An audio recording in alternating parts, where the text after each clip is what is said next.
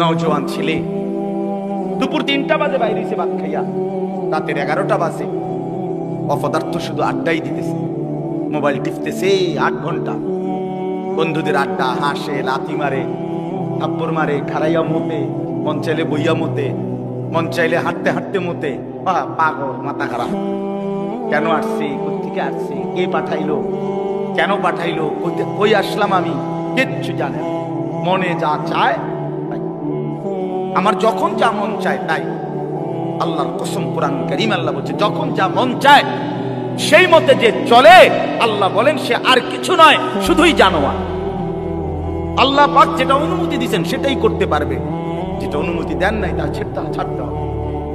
আপনারে আমি মনে করাইলাম, জিন্দেগির হিসাব লাগান, আমিও করি আপনিও করেন। 5 ওয়াক্ত নামাজ শেষ আজকের দিনে, হিসাব লাগান 5 ওয়াক্ত নামাজের জামাত পড়ছেন কয়জন? রব্বুল আলামিন বলেন ফেরেশতারা জিজ্ঞেস করবে নাফরমান কেন জাহান্নামী হলি? জাহান্নামী প্রথম জবাব দিবে নামাজ পড়ি নাই, নামাজ পড়ি নাই। আল্লাহ বলেন নাফরমান পাপীর মৃত্যুর যন্ত্রণা, জান কবজের যন্ত্রণা হবে বড়ই মর্মান্তিক। নাফরমানের সামনে এসে মালাকুল মউত আজরাইল বলবে হে আল্লাহর দুশমন, আল্লাহর অসন্তুষ্টির দিকে রূহটা বের হয়ে আয়। রূহটা সারা দেহের মধ্যে দৌড়াবে, আর মালাকুল মউত আজরাইল শক্তভাবে ধরে কলিজা থেকে রূহটা ছিঁড়ে টেনে ফেলে দিবে। একটা টান দিলে কলিজার থেকে ছিঁড়া রূহটা কণ্ঠনালীর কাছে চলে আসবে। এবারে রূহ বের হতে চাইবে না। আল্লাহর নবী বলেন কোন জিনিসকে ছিঁড়া টুকরা করে যেভাবে রূহটাকে এভাবে ছিঁড়া টুকরা টুকরা করে মালাকুল মউত আজরাইল টেনে হিসড়ে বের করবে। আল্লাহ কোরআনে স্পষ্ট বলছেন ফালা সাদ্দাকা ওয়ালা সাল্লা। এই নাফরমান মৃত্যুর যন্ত্রণা এত ভীষণ পেল কেন, তার জান কবজটা এত কষ্টকর হলো কেন? 1 নাম্বার হলো সে আমাকে বিশ্বাস করে নাই, ওয়ালা সাল্লা 2 নম্বরে নামাজ পড়ে নাই। যে জিন্দেগি সেজদা নাই, যে জীবন মনের ইচ্ছা মতো চলে, এটা মানুষের জীবন না। না বাস, আপনার সন্তান মানুষ হয় নাই যে বেনামাজি, সাফ বললাম এটা অমানুষ, অমানুষ। এটা আপনি মানুষ বানাইতে পারেন নাই, আপনার জিন্দেগি ব্যর্থ। ওই বাবার জীবন ব্যর্থ, মুসলমান হওয়ার পরেও যে তার সন্তানকে নামাজি বানাইতে, ওই মার জিন্দেগি ব্যর্থ, মুসলমান হওয়ার পরেও যে তার মেয়েকে পর্দানশীল বানাইতে পারে নাই। তারে আল্লাহ চিনাইলেন না কেন? তারে নামাজে বাধ্য করলেন না কেন? আপনি বলতেছেন শুনে না, শুনে না তো এখন 16 বছর বয়সে না শুনে না, 7 বছর বয়সের সময় কিটছিলেন, চিরা চাবাইছিলেন, তখন কেন তার সাথে করে মসজিদে নিলেন না? আপন সন্তানের সামনে কেমনে বিড়ি খাইলেন, এইটা কি শিখলো আপনার থেকে? আপন সন্তানের সামনে গালি দেন কেমনে? হ্যাঁ, আপন সন্তানের সামনে বেডির নাচ চান কেমনে টেলিভিশনে বইয়া? হ্যাঁ, আপনি এই নিকৃষ্ট রুচির মানুষ, আপনার ভূত মানুষ হবো কেমনে? এই জন্য বাপ আমার, বন্ধু আমার, জিন্দিগির কদর করেন, হায়াতের কদর করেন। প্রতি সেকেন্ড, প্রতি সময়, প্রতি ঘন্টা, প্রতি মিনিট আর আসবে না।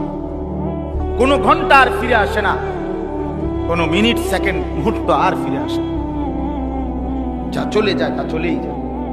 তা আমি যদি সময়কে কাজে না লাগাই, আমি যদি সময়কে ভাগ না করি ইবাদতের জন্য, আখিরাতের জন্য, দুনিয়ার জন্য, ব্যবসাও করবেন, নামাজও পড়বেন, বাজারও করবেন, জামাতও ধরবেন, আপনি মিলাইয়া নিবেন, আপনি ভাগ করে নিবেন, সাজায়া নিবেন, নাই তো সময় তোমারে কেটে কেটে চলে যাবে। 10টা বাজে ঘুমাইছেন, উঠে দেখবেন 6 ঘন্টা চলে গেছে। 12টা বাজে ঘুমাইছেন, উঠে দেখবেন 3 ঘন্টা চলে গেছে। আপনার জন্য 1 সেকেন্ড সময় দাঁড়াবে না।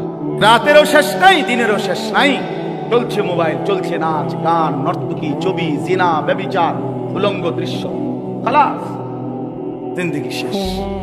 হায় হায় মুসলমান, মুসলমানের নওজোয়ান, কোন যুবক তর তাজা নওজোয়ান এত ফালতু হয় না।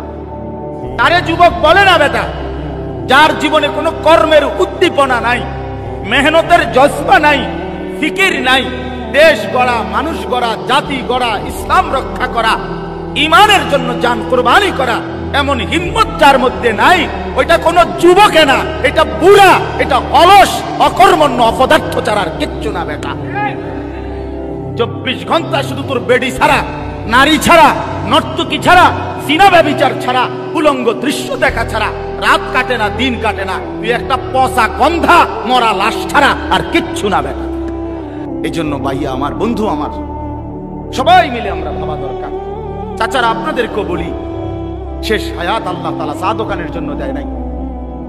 আপনার শেষ বয়স সারাদিন বইয়া বইয়া পান খাওয়ানোর লেগে দেয় নাই। শেষ হায়াত আল্লাহ তাআলা বইয়া বইয়া বিড়ি খাওয়ানোর লেগে দেয় নাই। আপনি চা দোকানে বসে বসে বিড়ি খাবেন আর রঙিন টেলিভিশনে নর্তকীর ছবি দেখবেন। খোদার কসম, কবরের প্রথম ঘন্টাতে আপনি টের পাবেন আল্লাহর আযাব কত ভয়ঙ্কর। আল্লাহ আমাদেরকে মাফ করে দেন। সূরা ফাতিহা আল্লাহ তাআলা আমাদেরকে এতবার পড়ায়, মূলত এটার উদ্দেশ্য হলো যে আল্লাহ বুঝায়, বান্দা তোমার জীবনে ভাত মাছ চাল ডালের কথা তুমি না বললেও আমি দিতাম, এটা এতবার বলার কিছু নাই। বরং তোমার জন্য সবচেয়ে বড় দরকার হলো এখান থেকে নিয়ে জান্নাত পর্যন্ত পৌঁছার যে লোকেশন, যে হেদায়েত, যে নির্দেশনা, এটা তোমার বড় দরকার। তুমি এইটাই আমার কাছে বারবার বারবার সকাল থেকে নিয়ে রাত পর্যন্ত চাইতে থাকো। এই ব্যবস্থা হিসাবে আমি আল্লাহ সূরা ফাতিহা দিলাম। তো সূরা ফাতিহার মূল দোয়াই হলো ইহদিনাস সিরাতাল মুস্তাকিম। সেই সকাল ভোর থেকে শুরু করলাম, রাত তাহাজ্জুদ গভীর রজনী পর্যন্ত পড়তেই থাকলাম। যেন আল্লাহকে বললাম, আল্লাহ এটা আমার সবচেয়ে বেশি দরকার। সিরাতে মুস্তাকিম, সরল সঠিক পথ, যে পথে চললে, যে পথে হাঁটলে, যে পথে জিন্দেগি চালাইলে আখিরাত মিলবে, জান্নাত মিলবে, আপনার সন্তুষ্টি মিলবে, আপনার জান্নাত মিলে যাবে, ওইটাই আমার বেশি দরকার। আমারে এমন একটা লোকেশন দেন, আমারে একটা হেদায়েত দেন, সিরাতে মুস্তাকিমের রাস্তা বলে দেন। এইটা যদি আল্লাহ গ্রহণ করে, যা বান্দা এতবার বলছো আমি দিলাম, তো বান্দা কামিয়াব। এই জন্য আল্লাহ আমাদেরকে দিয়ে সূরা ফাতিহা